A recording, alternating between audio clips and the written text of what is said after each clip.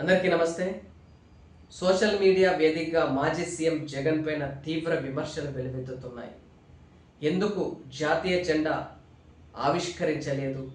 ఎందుకు స్వాతంత్ర దినోత్సవ వేడుకల్లో మాజీ సీఎం పాల్గొనలేదు? గత 2 రోజుల నుంచి నేటి వరకు తీవ్ర విమర్శలు వస్తున్నాయి. ఒక సీఎం హోదాలో సీఎం చంద్రబాబు అధికారికంగా స్వాతంత్ర దినోత్సవ వేడుకల్లో పాల్గొని జాతీయ జెండాను ఆవిష్కరించారు. అలా సీఎం హోదాలోన, అలాగే ప్రతిపక్షంలో ఉన్నప్పుడు కరోనా సమయంలో సైతం చంద్రబాబు స్వాతంత్ర దినోత్సవ వేడుకల్లో పాల్గొని జాతీయ జెండాని ఆవిష్కరించారు.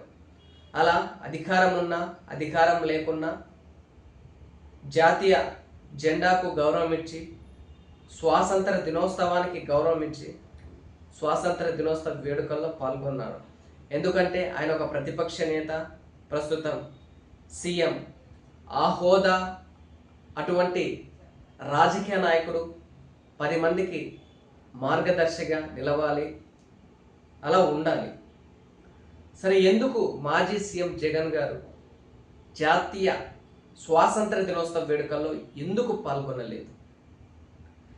2014లో ప్రతిపక్ష హోదాలో ఉన్నా సరే అప్పుడు జాతీయ జెండాను ఆవిష్కరించి స్వాతంత్ర దినోత్సవ వేడుకల్లో పాల్గొన్నారు. అప్పుడు చురుగ్గా ఉన్నారు.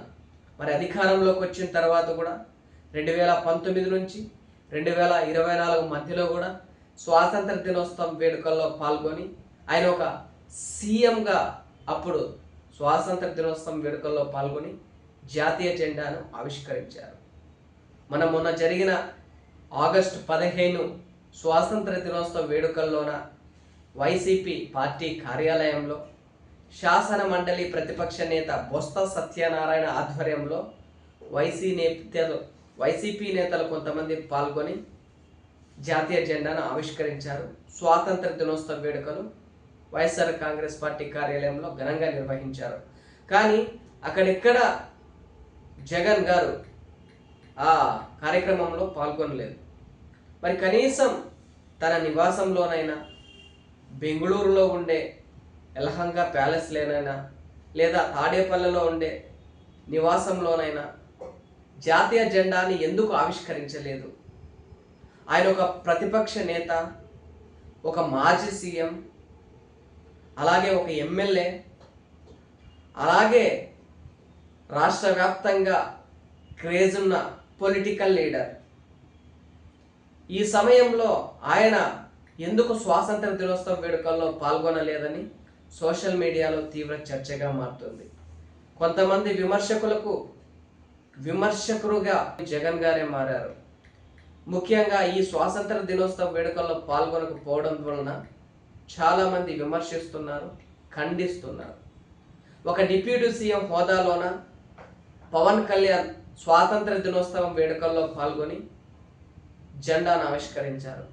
అలా డిప్యూటీ సీఎం కాకముందు కూడా స్వాతంత్ర దినోత్సవం వేడుకల్లో పాల్గొని తనదైన ముద్రను వేసుకున్నారు.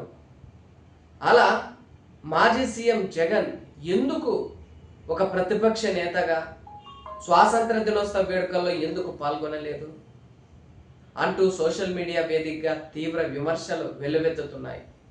ముఖ్యంగా పొలిటికల్ అనలిస్టులు, రాజకీయ నాయకులు, జర్నలిస్టులు దీన్ని తీవ్రంగా ఖండిస్తున్నారు. మరి స్వాతంత్ర దినోత్సవ వేడుకల్లో మాజీ సీఎం జగన్ పాల్గొనకపోవడంపై మీ అభిప్రాయాన్ని కామెంట్ రూపంలో తెలియజేయండి.